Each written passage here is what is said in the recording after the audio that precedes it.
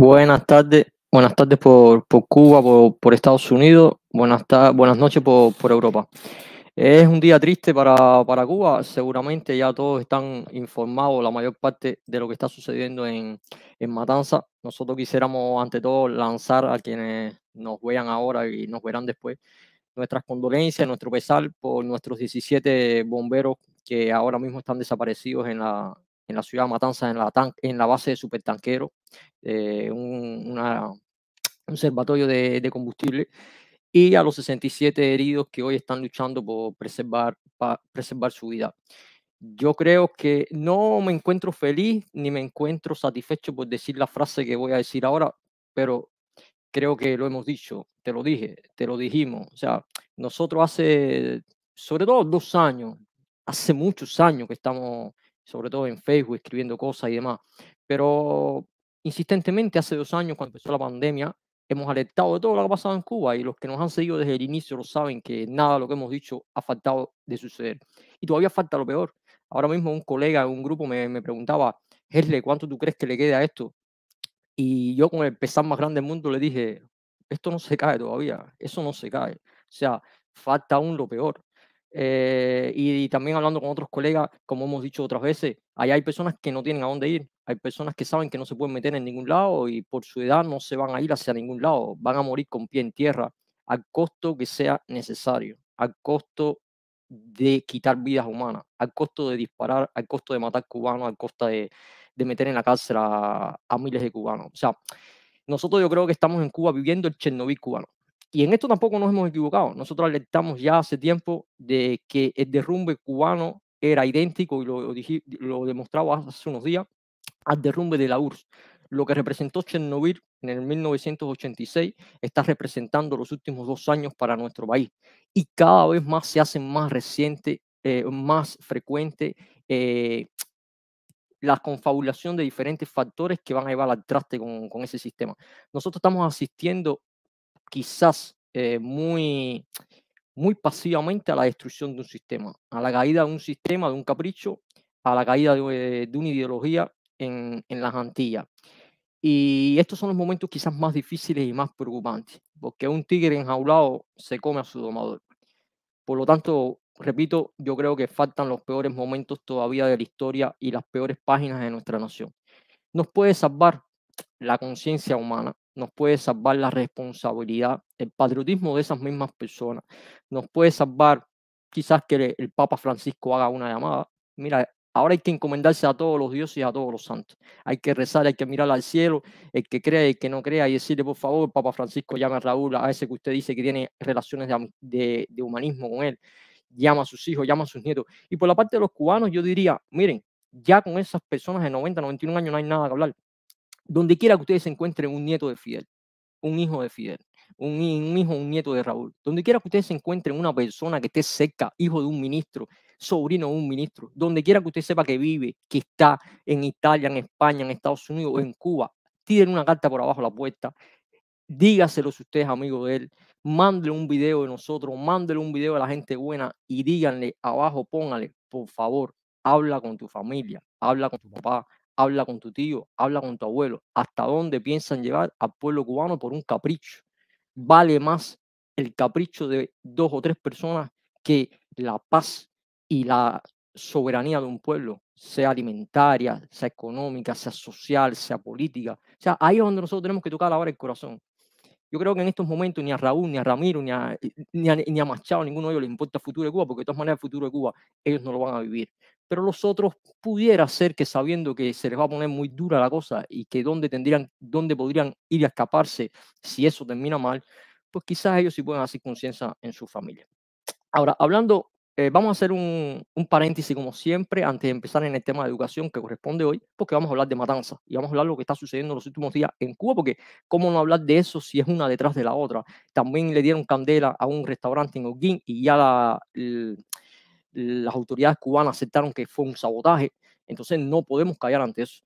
Pero ustedes verán cómo todo lo que nosotros vamos a tratar en este paréntesis, que después lo vamos a dividir y vamos a hacer una directa independiente, una cápsula, pues tiene que ver con lo que viene detrás, que es la educación. porque esto tiene su raíz en la resiliencia de un pueblo, en la inteligencia colectiva de un pueblo que la hemos ido perdiendo en los últimos años. O sea, nuestro país está retrocediendo en su inteligencia colectiva, en su capacidad, en su resiliencia de adaptarse y de enfrentar los fenómenos, sean naturales, sociales que políticos. Nuestro país está retrocediendo en su nivel social. Estamos yendo hacia un subdesarrollo de los más pobres, un subdesarrollo de los más marginales, un subdesarrollo donde la instrucción propia, la instrucción, la educación, casi está llegando a sus límites cero. No importa que sea gratuita o no, pero la calidad de ella ahora mismo es casi pésima, es muy mala. No somos los peores del mundo, pero tampoco estamos cerca por mucho ni de los mejores. Para ser siempre sincero, no es la peor educación del mundo, ni tan siquiera nos acercamos tampoco a los peores. Estamos en la tabla, a mitad de tabla, pero estamos muy lejos de ser los mejores. Muchos ahora en un chat también hablábamos de la salación de las Antillas, de la salación de Cuba. Y da gracia porque sería hasta ocurrente pensar que el pueblo cubano, una parte del pueblo cubano, puede hasta conformarse con esta justificación. Y precisamente por apoyar al oficialismo diga, es verdad que este país está salado. Miren, ese país no está salado. Ese país no tiene ninguna salación. Si por caso alguien pensara eso y fuera creyente o fuera sujoricha o fuera un babalao, bueno, pues cuando uno está salado lo que te mandan es a quitarte los sorbos de arriba.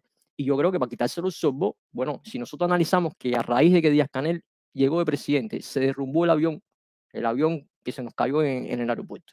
Después vino entornado, se cayeron las casas en La Habana, le dan fuego a un restaurante en Holguín, viene el COVID, el Afectum se explota ahora Matanza. O sea, si vamos a ver, entonces que está salado es el Marrero y todos los de su gobierno. Y si para quitarle los sorbos lo que tienen que hacer es quitar al gobierno. Esto lo digo en el sentido de, si hay alguien que es creyente en Cuba, pues la solución la tiene en sus manos, quitar a esta gente y ya.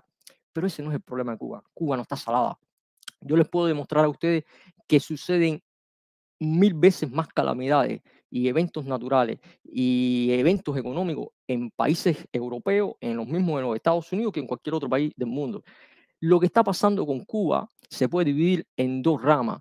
Una rama es la riqueza de la nación, para citar a Adam Smith, o sea, nuestra riqueza, no tenemos riqueza como nación, y al no tener riqueza como nación, ¿de qué depende nuestra riqueza? De nuestro comercio, depende de nuestro balance comercial, depende de nuestra producción. Un país que importa casi el 80% de lo que consume y prácticamente no produce para importar, tiene un desbalance comercial de entradas y salidas muy grande, por lo tanto no somos autosuficientes económicamente.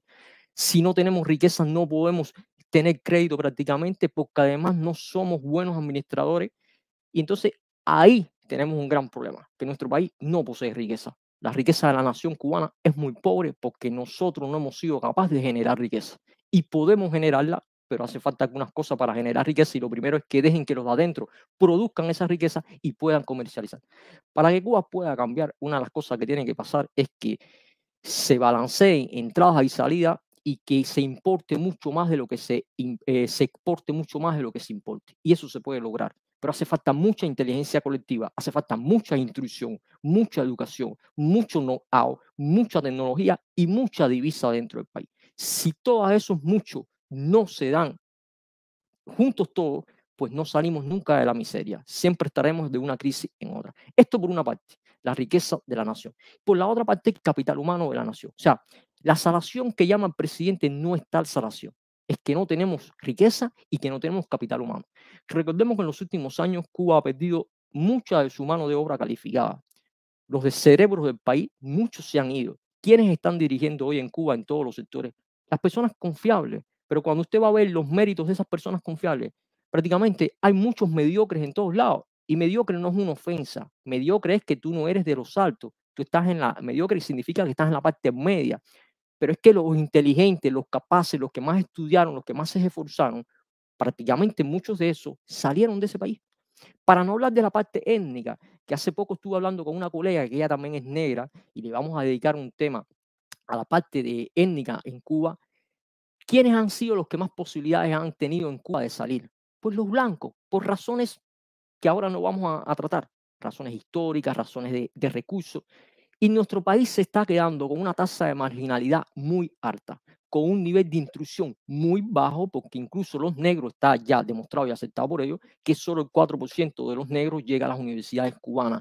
Y donde más marginalidad hay es en los barrios donde más personas negras viven. Y esto también es culpa de la revolución, esto también es culpa del mal trabajo social y de la mala atención que por muchos años no dedicamos a ese sector. Pero esto es harina de otro costal que vamos a ver después en el sistema educativo. Nosotros tenemos hoy que no hay confiabilidad en las personas desde el punto de vista de conocimiento que están dirigiendo en muchos lugares. La gente no quiere ser dirigente en Cuba, entonces muchas veces apelan a poner al que está disponible, pero el que está disponible no tiene la capacidad suficiente. Son, como yo digo muchas veces, son los de 3 y los de 3,5 en la universidad. Y no es que esas personas no valgan, o sea, no es una cuestión elitista, es que tú los de 5, los de 4,5, los de 6, lo has hecho irse de ese país, porque no le has dado espacio en ese país. Entonces, ni aunque a usted le entre una tubería de dinero así, usted no va a poder desarrollar ese país, porque usted no tiene inteligencia colectiva en ese país.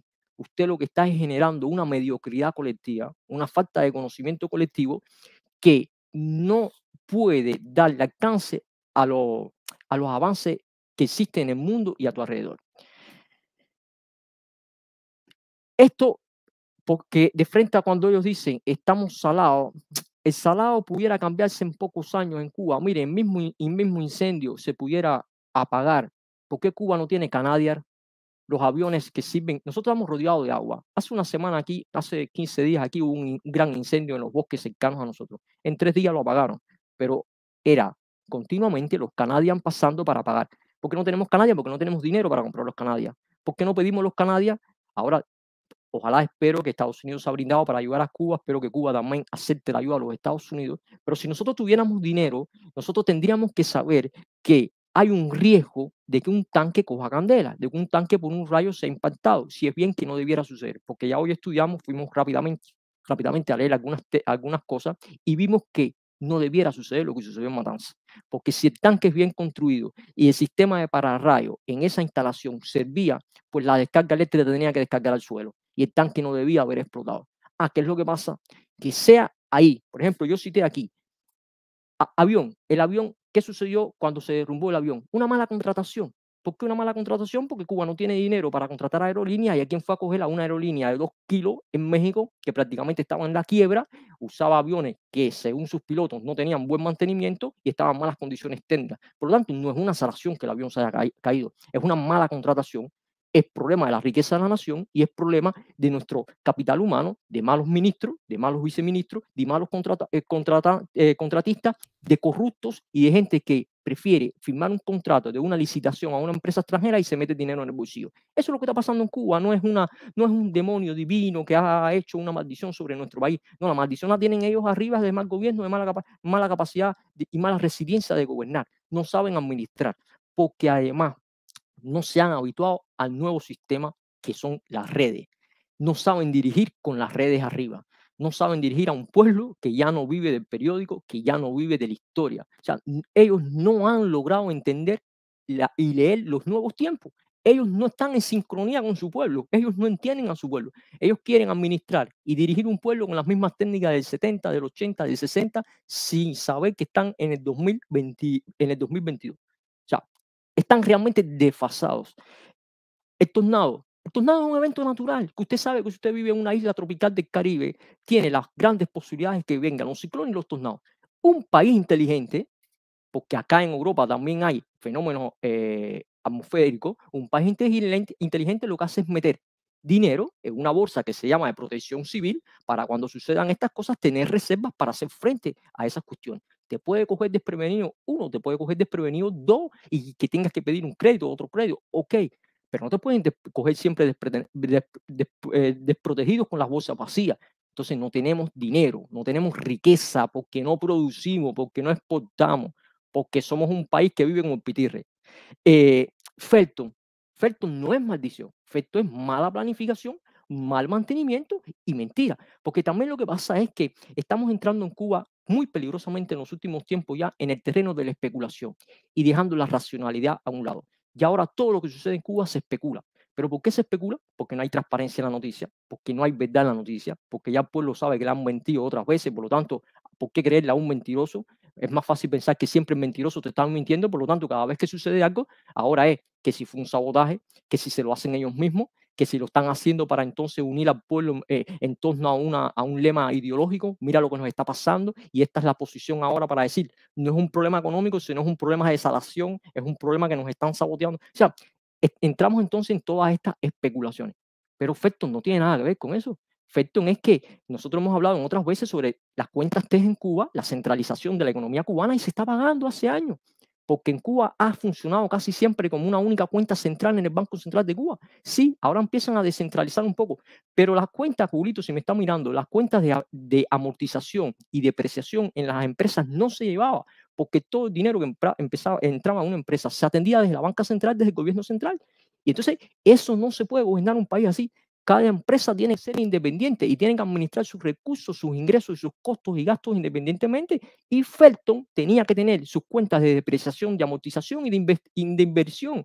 Cuando llegara el momento de sustituir sus calderas, cuando llegara el momento de sustituir sus unidades, había que sustituirlas. Cuando llegara el momento de recapitalización total, había que recapitalizar Felton, había que hacerla nueva. No había que dejar que llegara a 25 años de edad para que explotara una unidad. Y eso es lo que pasa con los hospitales, eso es lo que pasa con todas las empresas cubanas, que no se administran bien. Cuba se administra mal desde el gobierno central. Y porque no tenemos administradores, no tenemos gerentes, no tenemos buenos CEOs, porque por años y años han acostumbrado a los directores a gastar dinero y a no planificar y a hacer lo que viene desde la Comisión Central del Partido y de la Nación. Por lo tanto, ahora lo que más o menos empieza a descentralizarse, la gente espera con la boca abierta porque no saben dirigir. Aún teniendo escuelas de economía, escuelas de administración, escuelas de ingeniería industrial, de contabilidad, pero cuando los buenos se gradúan de ahí, se tienen que ir de ese país porque cuando van a trabajar no los dejan hacer el trabajo que tienen que hacer y no caben en ese país. Entonces, Felton tampoco es una maldición. Felton es culpa de ese gobierno revolucionario, según ellos, que, porque además, cuando nuestros obreros están dando mantenimiento o están haciendo cualquier labor, lo que están pensando es que me puedo robar para llevarme para mi casa y sacar un segundo salario y poder vivir. Si estoy usando una pintura, meto la mitad de la pintura. Si estoy usando un pegamento, me cojo la mitad del pegamento. Si estoy usando la sustancia química, porque de todas maneras todos esos productos en el mercado negro después se venden porque para algo siempre hace falta. Esta es la verdadera salación. El deterioro social de un país, la manía de un país de robar para poder sobrevivir y el costo político que nosotros estamos pagando porque ese gobierno acepta el robo en todos los niveles por defender una ideología. Matanza es una negligencia, no es ninguna maldición que haya explotado el tanque, porque ya les dije, ustedes pueden ir a buscar por internet muchos artículos científicos, ese tanque no tenía por qué haber explotado, porque si estaba bien hecho y tenía todas las medidas de seguridad, porque además hace 63 años que nosotros tenemos esos tanques y nunca habían explotado. ¿Por qué explotan ahora? Porque no tenemos riqueza, porque no tenemos dinero, porque saltamos los mantenimientos, porque es verdad, yo puedo entender que si hay 10 pesos se cogen para la leche y no se cogen para el tanque. Si hay 5 pesos se coge para un antibiótico y no se coge para el tanque. En eso sí tienen razón. Lo que pasa es que la culpa de que no haya dinero es de ustedes. Holguín, el sabotaje no es ninguna maldición, es que la gente está cansada de los apagones. Y si tú tienes un restaurante donde lo tienes encendido y la gente ve que funciona, pero del otro lado están los apagones, pues te le doy candela y todavía no ha acabado la cosa aquí. El COVID no es salación, el COVID cogió desprevenido a todo el mundo, no se puede culpar al gobierno cubano de que existiera el COVID, sí se puede culpar de cómo manejaron el COVID, porque incluso hoy estaba leyendo una lista de que Cuba entra en los países según la tasa y según la cantidad de habitantes, donde en por ciento ha habido más muertos de COVID. Y realmente ellos el COVID lo trataron muy mal. Nosotros siendo una isla teníamos todas las características necesarias como para poder evitar que murieran más de 8.000 cubanos en nuestra isla en 2 años y que se enfermaran unos tantos. Entonces, ustedes se dan cuenta que en ningún caso nosotros podemos aceptar que ese presidente puesto a dedo diga que Cuba está salada o que es culpa de los americanos o que es culpa del imperialismo. No, es culpa de nosotros, basta ya. Tenemos que terminarlo esto aquí y decir, la culpa es de este gobierno que no quiere encontrar la solución. La culpa es de este gobierno que no quiere sentarse a dialogar y quieren ir hasta las últimas consecuencias. Quieren ir hasta que en Cuba corra la sangre, hasta que en Cuba lleguemos al límite en que nos enfrentemos cubanos contra cubanos. Yo, sobre el paréntesis que quería hacer de la situación en Matanza y de lo que se está viviendo en Cuba, me quedo aquí. Ahora vamos a ver la parte de educación. Saludos a los que están aquí. Saludos, Emma. Dice Emma, leo rápidamente. Estaba viendo en el TV una imagen